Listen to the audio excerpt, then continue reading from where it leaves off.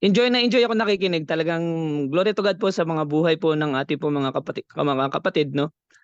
Yan, konting lakas lang ng loob kasi kapag tinawag ka at nagsalita ka, ay merong i-reveal si Holy Spirit at hindi lang ikaw ang nabibless din po yung mga taong nakikinig po sa inyo, no? So become a blessing to others. And although yung iba nakakaintindi ako ng konting Ilocano, Nabasiti Ilocano kasjay manong. Yan, hindi kasi ako marunong mag-Ilocano eh. Pero konting-konti lang yung alam ko. Alam ko lang yung nagaduti inapoy ganun. Anyway, so diretso tayo. So sabi rito sa ang ganda ng kwentong ito, no? Sabi rito, si King Amaziah, no? Sabi dito, Amaziah did what was pleasing in the Lord's sight, but not like his ancestor David. Instead, he followed the example of his father Joash. Amaziah did not destroy the pagan shrines, and the people still offered sacrifice and burned incense there. So ano po yung pagkakamali? Sabi niya diyan, ang ganda na sana eh. Amaziah did what is pleasing to the Lord, no? Pleasing po yung ginagawa niya. Maganda po yung siguro maganda ugali niya, maganda siyang makitungo sa kanyang mga kapwa, maganda naman ang pamamalakad niya bilang hari. Saan siya nagkulang? Hindi niya po tinanggal yung mga Diyos-Diyosan. Hindi niya pinagpatuloy niya pa rin yung mga nakaugalian ng mga tao na mag-alay po ng mga pagkain o sa mga nuno, sa mga sa mga masasamang espiritu, no? Yung mga nag-aalay ng mga dugo ng manok, nagigets mong ibig ko sabihin, nagsasaboy ng bigas. So ang sinasabi ko lang dito is that nagpatuloy pa rin siya doon sa idolatry ng kanyang ama, no? Pero as a person, pleasing siya sa Panginoon, no? Pero meron pa ring idolatry, no? Ano tuloy ang nangyari? Ano tuloy ang nangyari dito? So minsan nakala natin tama yung ating ginagawa, pero hindi natin alam meron pa palang mga bagay na gustong ayusin ng Diyos sa ating pong puso.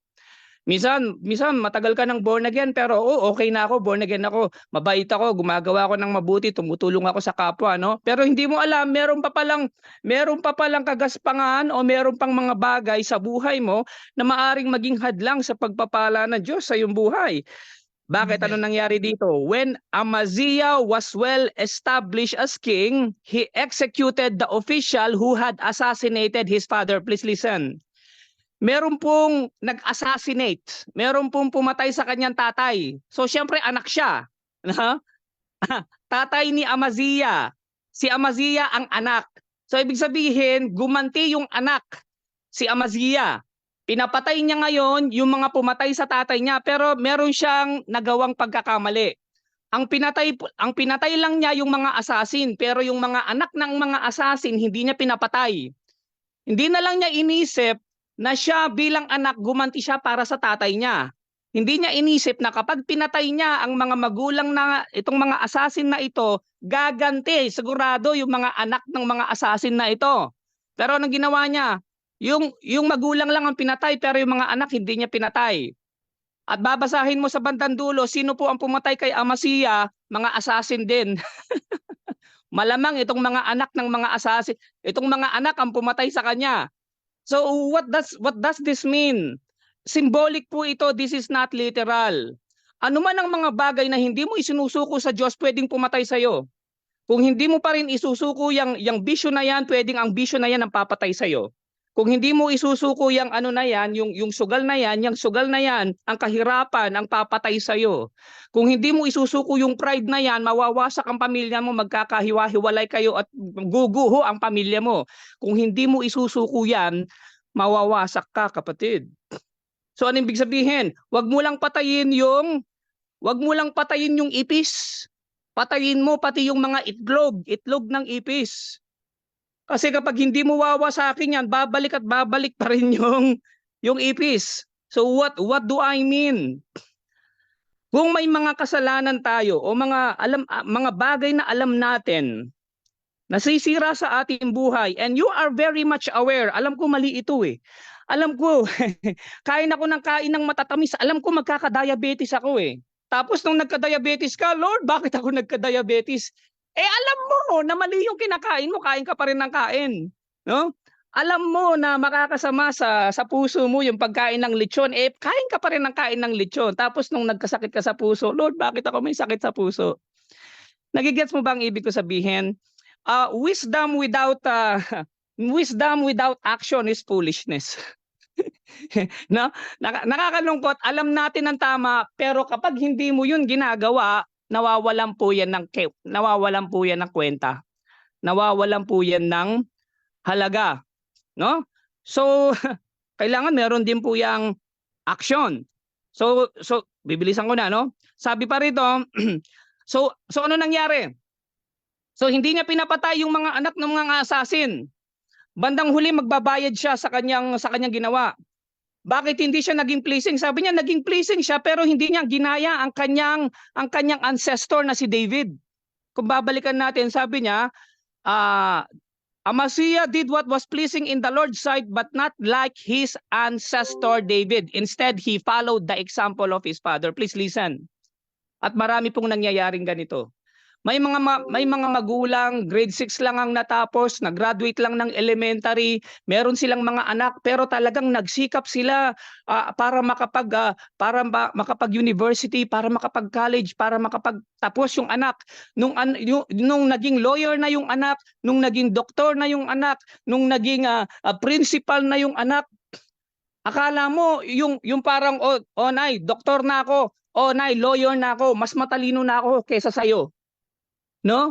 So dahil elementary lang ang natapos mo, ikaw ang makinig sa akin, hindi ako yung makikinig sa iyo. At minsan pumapasok yung pride pero yung sacrifice ng magulang nakalimutan ng anak. Kung hindi nagsakripisyo yung anak, hindi sana siya naging abogado o naging doktor. Ngayon mag-a-act siya na parang mas matalino ako sa iyo, ancestor David. I will rule my kingdom according to my way, according to my rule, according to my knowledge, no? Isinantabi niya o binalang bahala niya yung mga values, yung mga wisdom ng kanyang mga magulang. Ngayon dahil akala niya tama yung ginagawa niya, without even consulting and praying to God, ano nangyari sa kanya? Nagkaroon po siya ng pride. Sabi niya, mamumuno ako according sa aking sariling karunungan. Sabi niya, when Amaziah was well established, he executed the officials who had assassinated. Amaziah also killed 10,000 Edomites in the Valley of Salt. He also conquered Selah, changed its name to Joktil as it's called this day. So ibig sabihin, dahil din sa kanyang katalinuhan at magaling na pamumuno, nasakop niya ang Edom. Napatay po niya 10,000 po ng mga tao. Mga 10,000 po ang napatay niya. So nagkaroon din po siya ng victory. Ngayon dahil sa kanyang victory, lalo pong lumaki ang kanyang ulot, lalo po siyang nagkaroon ng pride, no? Pero hindi niya alam dito sa conquest niya ito, merong sinasabi ang Diyos sa kanya pero hindi pa rin siya nakikinig. Why? Because Selah in Hebrew means rock. No? Saan siya pumunta? Doon sa Valley of Salt. Marahil lang sinasabi ng Diyos sa kanya, you are the salt, you are the light and the salt of this world. Ikaw ang pampalasa ng mundong ito. Pero hindi ka magiging pampalasa, hindi ka magiging light, hindi ka magiging salt kung matigas ang puso mo, because Selah in Hebrew means rock. Pinatigas na ng pride niya ang kanyang puso na hindi na siya nakikinig sa mga instruction ng Panginoon at maging sa mga signs na ibinibigay ng Diyos sa kanya. Amaziah, bibigyan kita ng victory. Bibigyan kita ng victory saan? Sa Valley of Salt. Remember, hari ka, set an example, huwag mong kalimutan na ikaw ay asin at ilaw ng mundong ito. Pero pinatigas mo ang iyong puso, Selah. And change its name to Joktil. Joktil in Hebrew means God subdued. Because if you are not going to subdue pride, pride will subdue you. Anong ibig sabihin? Kung hindi mo sasakupin ang pride mo ang sasakop sa'yo. No? Yun ang ibig sabihin. Ngayon tuloy ano nangyari? Dahil sa kanyang kayabangan, sorry Lord, dahil sa kanyang pride, one day Amaziah sent messenger with a challenge to Israel's king, Jehoash, the son of Jehoahaz and the grandson of Jehu. Come and meet me in battle. Nanalo lang siya sa Edom. Akala niya pwede na niyang i-challenge ang Israel. Tapos ang sabi ni Jehoash sa kanya, alam mo merong kwento, sabi niya, merong kwento out in the Lebanon, sabi niya, merong isang thistle, merong isang maliit na branch, sabi niya gano'n, no? Merong isang maliit na branch, tapos nag-send siya ng message doon sa cedar tree, sa isang malaking puno, no? Nagsalita yung maliit na sanga, maliit na sanga at pinagsabihan niya yung malaking puno ng cedar. Sabi niya gano'n, no? Bigay mo sa akin ang yung anak para ipakasal. Pero habang siya ay nagsasalita, yung wild animal daw bigla siyang inapakan, no? So merong sinasabi ang haring ito ng Israel. Napakaliit mo at malaki ang bansa ko, tapos i-challenge mo ko. You will surely perish, sabi ng hari sa kanya. So binigyan siya ng babala. Alam mo kapag ma-pride ka, hindi ka na makikinig sa mga babala. Hindi ka makikinig sa mga payo. Yan ang mangyayari sa taong ma-pride. No? Kala mo kasi magaling ka na at puro tama ang ginagawa mo. No? Pero alam mo kapag hindi ka nakinig sa payo, ang sitwasyon ang magdidisiplina sa atin. No? Kung ayaw mo magpadisiplina sa Diyos, ang sitwasyon ang magdidisiplina sa atin. You have indeed defeated Edom and you are proud. But be content with your victory and stay at home. Manatili ka na lang sa bahay mo. Bakit ka naghahanap ng gulo? That will only bring disaster on you and the people of Judah. To make the long story short, matigas po ang ulo niya, masyado siyang ma-pride. Nahuli siya ni King Jehoash. Nahuli siya. At hindi lang po siya nahuli. Winasak po yung kanila pong 600 feet na mga walls. So ibig sabihin, your pride will destroy your walls, will destroy your security, will destroy your peace. It will destroy your joy. At ano pa nangyari? Kinuha po lahat ng mga ginto sa kanya pong sa kanyang kaharian. Pride will also destroy your source of living. Ang yung kabuhayan, sisirain niya pati ang yung relasyon sa mga boss mo, o kaya naman ang iyong business mawawasak dahil lang sa maliit na pride. Are you willing to risk everything dahil lang sa katigasan ng iyong puso? At hindi lang po 'yon. Naging po siya. Siya po ay nanatili po as a prisoner ni Jehoash for what? 15 years. 15 years. Pride. Anong gagawin ng pride sa iyo?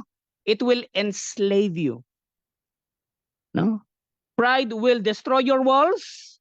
Pride will destroy your finances. And number 3, pride will enslave you sa iyong past. Kasi nasa huli pagsisisi, no? Wala na, sira na yung relasyon mo sa asawa mo. Wala na. Sira na yung kalusugan mo. Wala na. Sira na yung kabuhayan mo, no? Pero hindi ko sinasabing wala na pong pag-asa, dahil nasa atin si Jesus, meron tayong pag-asa. Kaya natin 'to na pag-aaralan, natututo tayo sa mga buhay ng mga taong ito, at nabibigyan tayo ng wisdom na napakalaki pala ng gulo at problemang ibibigay sa atin ng pride na ito. Kaya kapatid, isuko mo na yung pride na 'yan. Bigay mo sa Diyos. Naging slave po siya for 15 years, at hindi lang po 'yon. Nung tumangka po siyang tumakas, ano nangyari? Pinatay siya ng mga assassin, ng mga anak ng mga assassin na dapat niyang patayin. Kung hindi mo papatayin ngayon yung mga sumisira sa buhay mo, babalikan ka ng mga bagay na yan at sila ang magwawasak sa iyo. Patuto po tayo sa buhay ni King Ahaziah. No? Yun lamang po, glory to God po. Ingat po kayo. God bless po.